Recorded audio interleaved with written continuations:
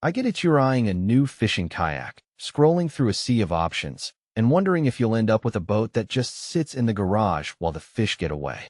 I've been in that spot more than once, and the last thing I want for you is to drop a few $100 on something that feels great on paper, but turns out to be a hassle on the water.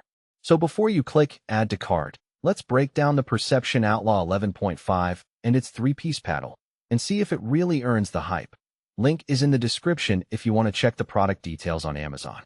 First off, the Outlaw is a sight-and-top model, which means you step right onto a wide deck rather than squeezing into a cockpit.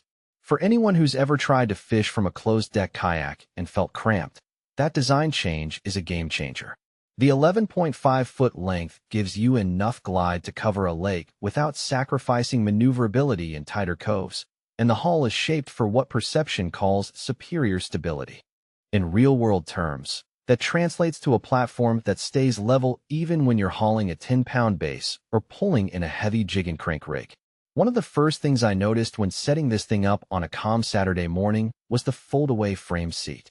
The seat tucks down into a low profile when you're paddling, then flips up into a more upright position for casting. It's not just a gimmick. The low-profile mode reduces wind resistance and lets you sit lower, which improves balance when you're angling for a bite. When you need that extra leverage for a long cast, you pop the backrest up and you have a comfortable perch that supports your lower back without forcing you to hunch over. Now let's talk about the large rear tank well. On many fishing kayaks, the storage compartment at the back is just a shallow box that you end up filling with your cooler, tackle bags, and a few spare lines. The Outlaw's tank well is deeper and shaped to hold a 12-quart cooler on its own, leaving room for a dry bag or a portable fish finder. In practice, that means you can keep your drinks cold for a full day without having to balance the cooler on a low-profile seat that would tip the boat. I tried a full cooler of ice and a few bottles of soda on a 3-hour outing, and the kayak stayed level even when I leaned over the side to reel in a 20-inch pike. Rod holders are another place where the Outlaw tries to be specific to anglers. The 4 integrated rod holders are spaced evenly along the gunnels, so you can run 2 rods on each side without them clashing. When you're trolling with 2 lures simultaneously, that separation makes a difference. You won't constantly have to adjust the rods to avoid tangles.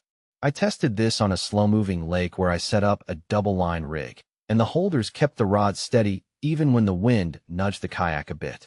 The paddle that comes with the package is a 3-piece design that doubles as a stand-up paddle if you feel like switching to a bit of SUP action. The pieces snap together quickly, and the adjustable length from 230 centimeters up to 250 cm lets you fine-tune the paddle for your height and the water conditions. If you're a shorter paddler, you can shorten it for quicker strokes. If you're out on a windy day, lengthening it gives you more leverage.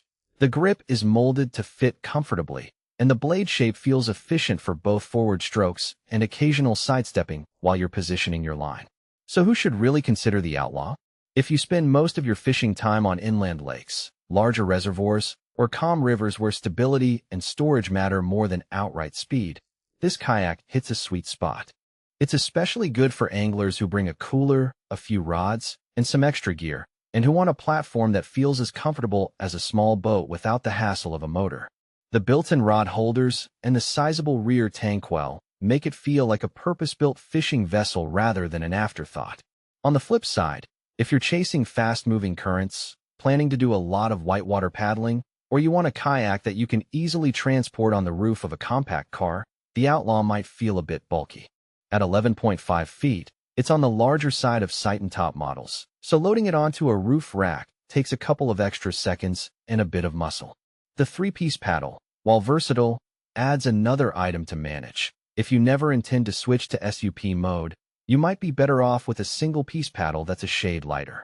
Also, the fold-away seat, while clever, does have a small amount of play when you lock it upright, nothing that will tip the boat, but it's something to watch if you're a hyper-precise caster who likes every movement to be tight.